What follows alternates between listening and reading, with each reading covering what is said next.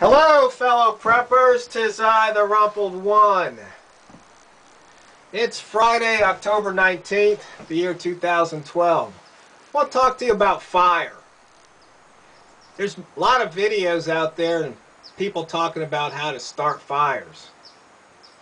But I want to talk to you about putting fires out.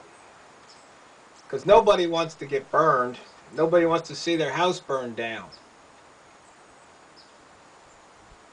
And a lot of people don't really understand about fire safety.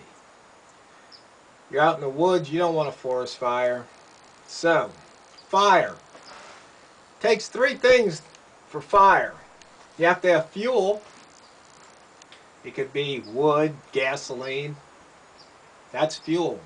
You need oxygen. And then you need heat. Enough heat to start the fire. So that's why when you see these guys making fire, what do? They might have a stick that they're rubbing, a bow drill, or trying to knife against some magnesium, a spark. So you got fuel, you got heat, and tinder, something that'll ignite real fast. Then they'll blow on it, oxygen. You take away any one of those three, you can't have fire. It's like a three-legged stool. You remove a leg, it doesn't work. So, when you're putting out a fire, what you're usually doing is you're removing the heat or lowering the heat, and you want to get rid of the oxygen. There's 5 types of fires, 5 classifications. There's a Class A fire. This would be wood, paper, cloth. Okay? That's Class A. Class B fire would be a flammable liquid like gas, kerosene, charcoal lighter. Class B fire. Class C fire is energized electric equipment. Okay? So maybe you've got some bare wires touching, a motor, generator, something like that. Now when you get a fire extinguisher, right on the side it'll say A, B, or C, or A, B, C. It tells you what type of fires you can use to put it out. So for example, electrical fire, you don't want to throw water in an electrical fire. Don't even think about it.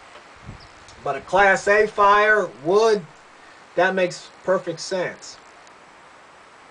Now there's another type of fire that a lot of people don't think about. And that's a Class D fire. That's combustible metals. Combustible metals. Things like magnesium. That requires a special kind of fire extinguisher. And finally, there's a Class K fire. That's a kitchen fire, but not like in your home, like in a cafeteria or restaurant where they have big vats of grease, vegetable oil and fat, animal oils. So understanding that, knowing that there's these 5 classes of fire, you know what to use to put them out. So for example, in a kitchen fire, you don't want to throw water, a kitchen fire in the house, that's like a grease fire. A lot of times you can use the Class ABC on it. A fire extinguisher. Most people probably have never used one. And they're simple to use. There's a pin on it. You pull the pin. And there's a handle. There's also a nozzle. So you want to pull the pin, you want to aim the nozzle, then you want to press down, or actually you want to squeeze the nozzle, and then you want to sweep the fire. And you don't sweep it up here. You sweep it down where it's coming from, at the bottom. You go across. The one thing is about fire, Most people think that people die from fire, from getting burned up.